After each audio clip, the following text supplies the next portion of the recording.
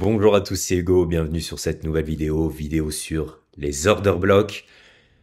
Je vais vous présenter dans cette vidéo quels sont les meilleurs order blocks, pourquoi certains order blocks ne sont pas respectés, pourquoi d'autres sont respectés, qu'est-ce qui fait qu'un order block est à forte probabilité ou non pour prise de position sur le marché. Je vais vraiment tout vous dire dans cette vidéo. Ça fait bientôt 3 ans que je trade à plein temps ICT, donc avec le temps j'ai bien sûr développé des patterns, j'ai bien sûr repéré des choses sur le marché qui me permettent donc à chaque fois de prendre position sur les meilleurs order blocks et donc bien sûr de maximiser mes profits sur le marché. Donc déjà je vais commencer par expliquer quelques règles concernant les order blocks et les concepts de la smart money. On considère déjà la dernière bougie qui a créé l'inefficience sur le marché comme notre zone d'order block. C'est-à-dire que la décision a été faite durant cette dernière bougie. Parfois les order blocks seront donc le commencement avant un mouvement impulsif et parfois ils se retrouveront au milieu d'un mouvement. Voici 3 règles pour repérer un order block valide. Premièrement, il doit créer un fair value gap. Il doit créer une disparité sur le marché. Ici, on a un order block qui respecte la première règle. On voit que c'est la dernière bougie avant la baisse, avant l'impulsion baissière, qui laisse donc des disparités, donc des fair value gap. Et pour être encore plus précis, ici on a des CB. On est sur une tendance baissière. Je vois très souvent l'erreur de la part des personnes qui commencent avec les concepts ICT. Dès qu'ils voient une bougie haussière sur une tendance baissière, ils pensent directement que c'est un order block. Mais absolument pas. Il faut faire attention. Un order block, pour qu'il soit valide, il doit respecter les règles que je vais vous dire. Ici, on a une bougie haussière avant la continuation baissière. Est-ce qu'on a une disparité, un fair value gap en face ou sur la suite du mouvement? Absolument pas. Donc ce n'est pas un order block valide. Ne jamais prendre position dessus. Deuxième règle, il doit faire un MSS ou un BOS. Donc MSS, c'est quand on passe d'un état de délivrement du prix qui est bullish à bearish, et un BOS, c'est qu'on continue tout simplement la tendance, qu'on break un nouveau bas.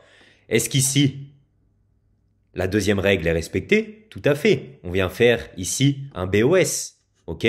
On continue la tendance baissière, donc il est valide. Ici, même chose, on faisait donc un nouveau plus haut. On s'est retourné, on a donc clôturé en dessous de ce plus bas, on a fait un MSS. Et comme vous voyez ici, le marché est revenu sur cet order block avant de partir drastiquement à la baisse. Troisième règle, l'order block doit être unmitigated. Donc, il ne doit pas avoir été touché auparavant. Les order blocks, pour être valides, doivent avoir une seule touche. Lorsqu'il a été touché, on dira qu'il a été mitigated. Ok? Ça veut dire en fait qu'il a été touché. Donc, quand l'order block a déjà été touché, ce n'est plus un order block valide. Ils n'ont qu'une seule utilisation. Il doit donc être unmitigated. Ici, on a donc notre premier order block, donc la bougie de décision avant tout simplement l'impulsion qui laisse derrière un fair value gap, enfin MSS. On était sur une tendance baissière, on passe sur une tendance haussière et il a été touché par la suite. Donc, il a été ce qu'on appelle mitigated. Ok? On continue le mouvement tranquillement. Ensuite, on a ici cet order block, donc qui laisse encore des disparités. On fait un BOS, on continue donc la tendance et il n'a pas été touché. Donc, il est unmitigated. On pourra prendre par la suite position dessus si le marché revient à ce niveau.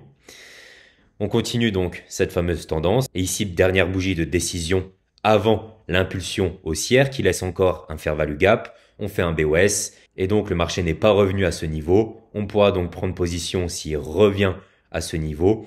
Ici, par exemple, vous l'avez compris, si le marché était revenu une deuxième fois, on n'aurait pas pris position dessus. Certes, il y a une très forte chance que ça rejette comme la première fois, mais pour mettre vos probabilités de votre côté, vaut mieux prendre un order block qui n'a pas été touché, car là, au final, on aurait pu assister à un retour dans ce CB pour repartir à la baisse. Donc, pour assurer toujours votre order block qu'il n'ait jamais été touché avant.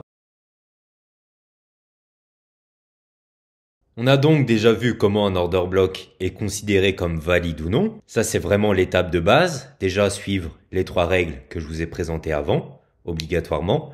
Maintenant, on va voir comment en repérer un à forte probabilité. Premièrement, on ira voir la structure du marché. Deuxièmement, la volatilité et le spread. 3, la tendance du marché et les récents OB. Et quatrièmement, la confirmation sur une low time frame. On va commencer déjà par voir la structure de marché. Et vraiment un cas typique que je vois tous les jours, à chaque fois, sur les marchés, peu importe la time frame. Comme vous voyez ici, on a un order block valide. Ok, on fait un BOS, on crée des disparités, des fair value gap et il n'a pas été touché. Je tiens à faire aussi une précision avant d'aller plus loin. Comme vous voyez, je prends souvent les deux ici dernières. Je ne me mets jamais sur la dernière. Pourquoi? Car là, je suis sur du 5 minutes. Si je double ma time frame, ici, c'est une seule et unique bougie. Les deux là, on est d'accord. Et c'est la dernière bougie haussière avant donc cette bougie ici baissière. Donc j'inclus toujours l'entièreté de la dernière bougie de décision avant l'impulsion. C'est pour ça que je me place sur le corps ici. Comme vous savez, moi je me place la plupart du temps sur les corps. Je ne prends pas position sur les dernières ici, mais je prends bien position sur l'entièreté de cette bougie ici de décision. Sur une time frame supérieure, c'est une seule et unique bougie. Donc on a notre order block qui est valide, comme je vous l'ai dit, mais regardez ce qu'on a au-dessus. On a aussi ici un order block qui est valide. On fait notre BOS ici, on laisse des disparités et il n'a pas été touché. Donc cet order block est valide. Et à partir de ce moment, qu'est-ce qui va se passer? Vraiment, je le vois tous les jours, donc faites vraiment attention à tout ça. Analysez vraiment bien vos graphiques.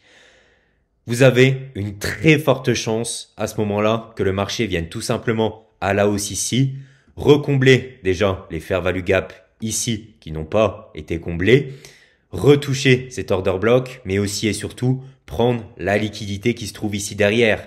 Donc on viendrait tout simplement ici à la hausse, retoucher cet order block, aussi faire croire à un changement de tendance, mais c'est tout simplement une prise de liquidité. Ici, on avait du job qui n'avait pas été fait. Certes, ici, on a une résistance, mais elle est vraiment minime. On a au-dessus notre vraie résistance. Donc faites vraiment attention, ici ce n'est pas un MSS, un change of character. On vient tout simplement ici field ce qui n'a pas été field auparavant. Et donc, on vient tromper pas mal de personnes pour prendre la liquidité par la suite. Donc comme vous voyez ici, on a bien touché l'order block, mais regardez le mouvement. On a vraiment une hésitation. Ça ne sert à rien de prendre un trade là-dessus. Vous n'avez aucune expansion. Ce que vient faire le marché, il vient donc à ce niveau, à cet order block. Il aura comblé tout ça et là, on a la réelle expansion. Là, on peut prendre un trade qui nous fera gagner sur le marché. Dernier point sur cet exemple. Donc ici, on voit qu'il a bien été touché, mais je l'ai vu de très nombreuses fois aussi. On ira clairement directement à la hausse. On clôture au-dessus de cet order block, on n'a même pas une petite rejection. Ensuite, deuxième point pour augmenter votre probabilité sur vos order blocks. Un order block, s'il prend la liquidité, c'est beaucoup mieux.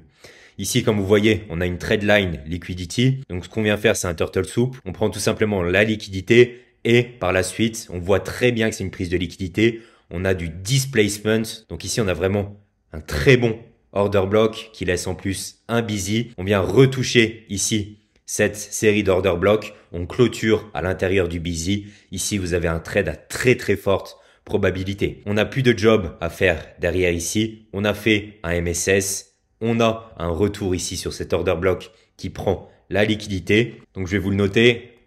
Plus 1 pour order block qui prend la liquidité. Donc tout ça, c'est des ajouts de points. Hein. Ce sera à vous de voir en fonction de ce que vous avez sous les yeux, etc. Essayez d'avoir cette notation en tête pour mettre vraiment toutes les chances de vos côtés. Et ici, donc, moins 1 pour OB, avec lequel on a encore un OB au-dessus ou dessous qui n'a pas été touché. Donc ça, c'est l'exemple qu'on a vu avant. On avait un order block, mais au-dessus, on avait un order block qui n'avait pas été touché et qui était un order block valide, car il avait les 3 conditions qu'on avait vues au début de la vidéo. Donc si vous voyez un OB comme ça, vous pouvez certes prendre position, mais en tout cas, voilà, tenez compte de la notation. Ici, vous perdez moins 1, alors qu'ici, avec la prise de liquidité, on gagne plus 1. On va faire ça en termes de notation, je pense que c'est beaucoup mieux. Ici, troisième point, et vous verrez, il rejoint beaucoup le point d'avant, mais il y a quand même des différences. Qu'est-ce qu'on vient faire ici? On ne prend pas une liquidité externe, donc comme avant, une grosse sell-side liquidity, mais on vient prendre ici tout simplement les equals low. Ici, on a de l'accumulation de liquidité. Certaines personnes pensent qu'on consolide pour repartir ensuite à la hausse. Ici, on voit une belle impulsion haussière. Certaines personnes se mettent à l'achat et donc placent leur stop derrière. Donc il y a deux choses. Premièrement, on vient prendre la liquidité de cette consolidation. Vous verrez, ça arrive très souvent. Donc on vient tout simplement faire un liquidity grab. Et on vient aussi et surtout revenir sur cet order block en discount, en pleine zone OTE pour donc continuer notre hausse. Donc comme vous voyez tout à l'heure, on prenait la liquidité externe, vraiment une sell side liquidity. Là, à l'intérieur de ce range, on a de la liquidité qui traîne aussi. Je vous l'ai mis aussi ici, plus un point pour OB avec liquidity grab, plus retour en discount ou en premium, de même que sur une tendance baissière. On cherchera à prendre la liquidité, donc les equals high par exemple, pour revenir à un OB en premium et rejeter par la suite.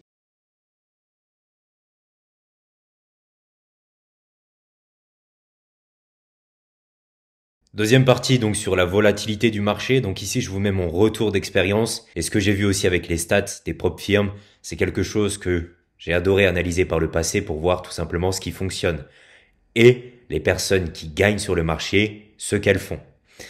Donc la plupart des trades gagnants se passent lorsque le prix est volatile. Donc bien sûr, en dehors des annonces économiques, même si avec l'expérience au final vous comprendrez que les annonces économiques poussent le prix là où vous voulez, à l'objectif tout simplement du marché plus rapidement, donc c'est mieux. Mais quand je parle de volatilité, je parle donc des kill zones.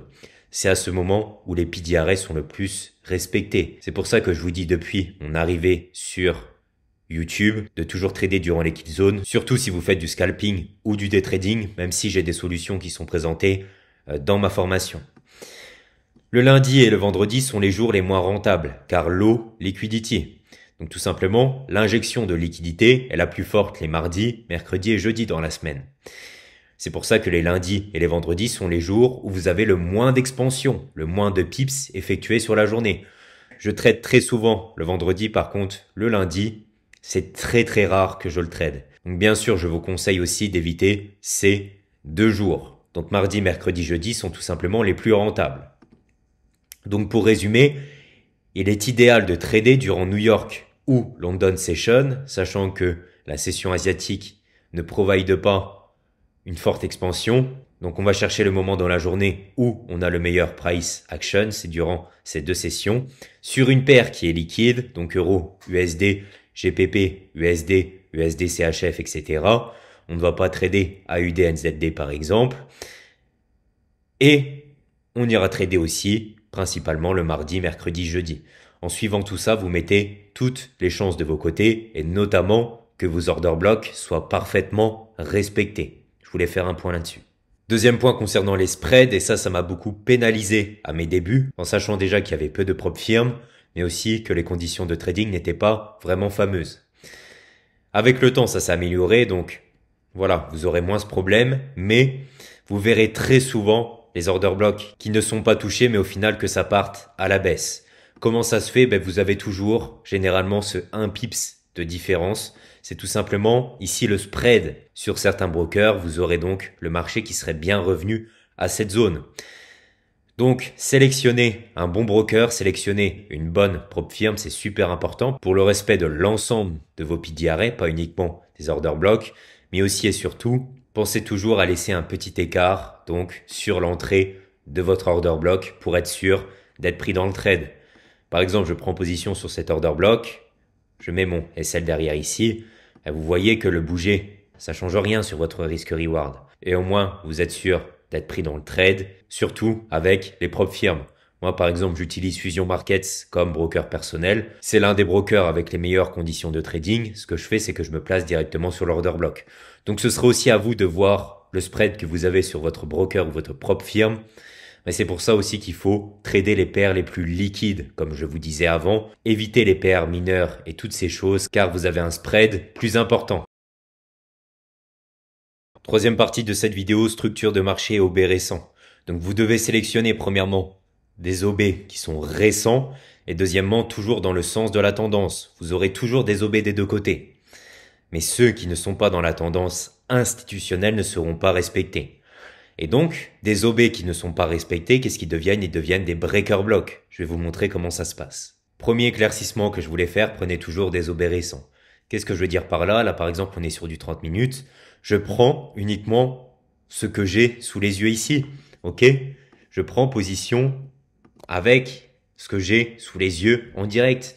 Ne jamais chercher à dézoomer pour essayer de trouver un order block qui n'a pas été touché à l'époque, qui pourrait servir de support ou de résistance. Absolument pas. Basez-vous toujours sur le dernier mouvement. Bon, ici, on voit que cet order block a été mitigate, de quasiment rien, mais ça a été touché. Admettons que cet order block n'avait pas été touché. Vous êtes ici, ne cherchez absolument pas à dézoomer pour chercher un support. C'est absolument pas ce qu'il faut faire.